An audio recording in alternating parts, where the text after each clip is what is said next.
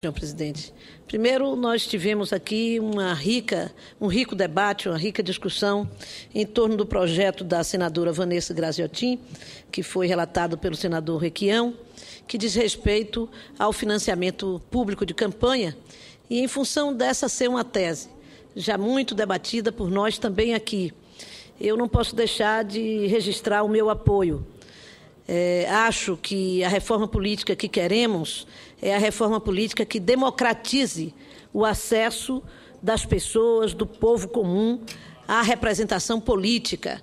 É a reforma política que democratize o acesso das mulheres, o acesso dos negros, o acesso dos segmentos mais pobres da população a buscarem a sua representação nas assembleias legislativas, nas câmaras de vereadores, nas câmaras de deputados. E o financiamento privado, como se dá hoje, através de empresas privadas, ele consolida o status quo. Ele, além de outras razões, como as que foram aqui ressaltadas, ele permite pouca modificação do quadro político, permite pouca mudança, pouca renovação dos parlamentos e da participação e da representação política. Então, eu queria apenas, senhor presidente, reafirmar esse ponto de vista,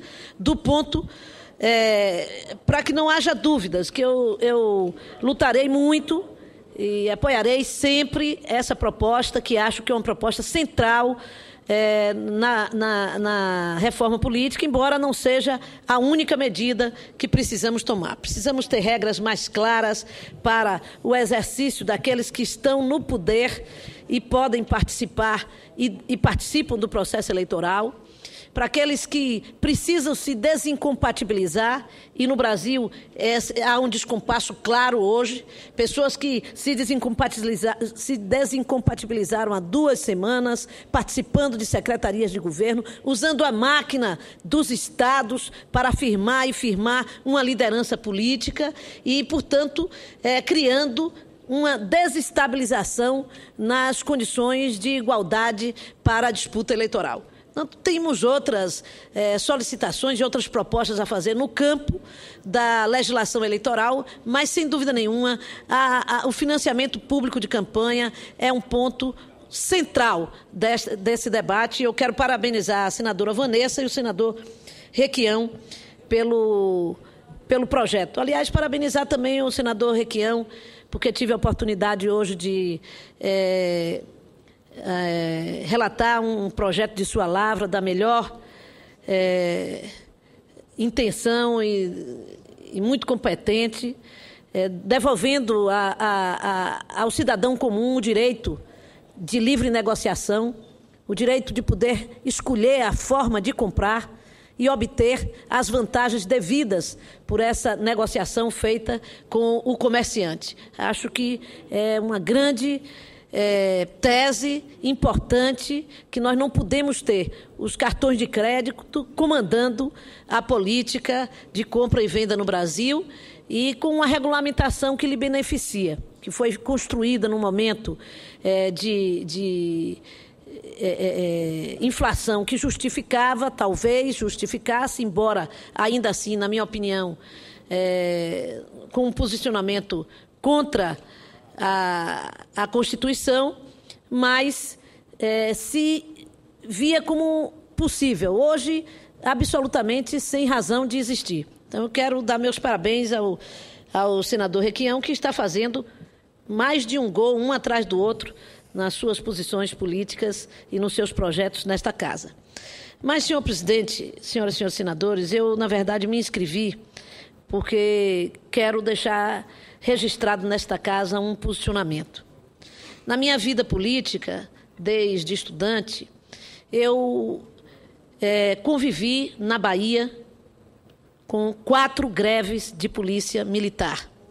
A primeira delas, ainda no governo do governador Antônio Carlos Magalhães, em plena ditadura militar, terminou com um saldo muitíssimo negativo, com um policial morto, o outro em cadeira de roda. Era a expressão de um tempo em que não havia diálogo possível. O segundo momento foi o momento do governo do governador César Borges, e eu era a oposição, uma oposição sistemática do ponto de vista de uma oposição política e ideológica que exerci contra o grupo que estava no poder, ao qual o senador César Borges, à época, pertencia. E tive uma posição clara, uma posição de registrar as reivindicações como justas, como legítimas, mas, acima de tudo, buscar pelo diálogo. Lutei muito como oposição para que o diálogo fosse retomado, para que a negociação fosse efetivada, para que a greve fosse interrompida. Estivemos até no gabinete do governador, na casa do governador, com essa intenção, com um bloco grande de deputados federais e estaduais, à época oposicionista. No ano passado, pude viver a greve da Polícia Militar no governo do governador Jacques Wagner, quando eu própria participava, portanto, daquele governo. E mantive a minha posição, uma posição de diálogo permanente com o governo, com os seus representantes, com os representantes da categoria de policiais militares, para que nós pudéssemos superar aquele momento que foi e que é, sempre que há uma greve de polícia militar, um momento de extrema gravidade e um momento de muita intranquilidade para a sociedade. Portanto, hoje, fora do governo, eu mantenho a mesma posição, a posição que sempre tive, a de reconhecer como legítimas as reivindicações, a de reconhecer como legítimo o direito de lutar por elas do segmento organizado da Polícia Militar da Bahia e de qualquer polícia no Brasil. Mas, ao mesmo tempo, chamando atenção para que um setor como a Polícia Militar, um setor essencial aos serviços públicos, quando entra em greve, a principal consequência, quem leva não são os governos, de qualquer legenda que seja. Quem paga o preço maior é a população, é a sociedade. Por isso, a minha posição continua a mesma, a de não buscar beneficiamento político-eleitoral desta greve, assim como das outras, e a de buscar, acima de tudo, o diálogo, a negociação, como instrumento para a resolução do problema.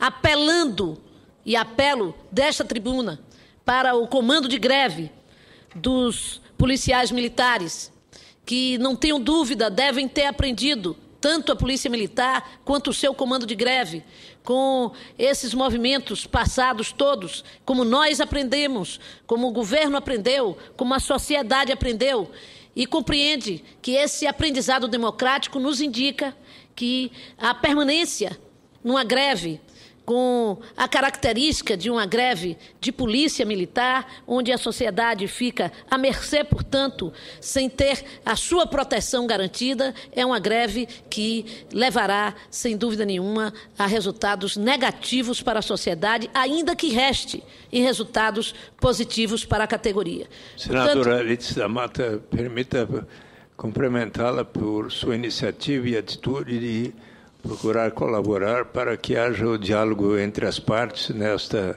neste movimento de greve dos policiais militares na Bahia. É muito importante que Vossa Excelência, como senadora, se coloque à disposição das partes, inclusive em diálogo com o governador, o secretário da Segurança e o sindicato que decidiu pela greve, e para que, conforme Vossa Excelência expressa, possa a população, o mais rapidamente possível, ter a sua segurança resguardada. Meus cumprimentos. Muito obrigada, caro senador Suplicy. Eu tenho convicção da minha responsabilidade como senadora da Bahia, como política, como alguém que já dirigiu a capital do estado da Bahia, já administrou, que enfrentei dificuldades nas negociações, mas nunca deixei de dialogar, com os funcionários públicos da Prefeitura Municipal, e por isso que tenho e ando de cabeça erguida na minha cidade, podendo cumprimentar cada um dos segmentos do funcionário público do município, que no meu governo muitas vezes protestaram, muitas vezes lutaram, mas que nunca deixaram de encontrar na Prefeitura a porta aberta para o diálogo e para a negociação. E eu acho que a marca desse amadurecimento democrático está justamente no fato de que, no tempo do autoritarismo, nós tivemos resultados muito danosos à categoria e muito danosos à sociedade. No período democrático, nós tivemos 2 greves que podem não ter sido danosas à categoria, porque em todas 2 tiveram algumas conquistas classistas, mas que foram danosas à sociedade. E em algum tempo muito agressiva para com a sociedade. E esse aprendizado tem que nos fazer ter capacidade de enfrentar esses momentos sem chegar a necessitar do instrumento da greve. Eu venho de um pensamento político de movimento popular, de ação popular, de organização popular. Não nego a greve como instrumento de luta, no entanto, não acho que é o único nem o primeiro.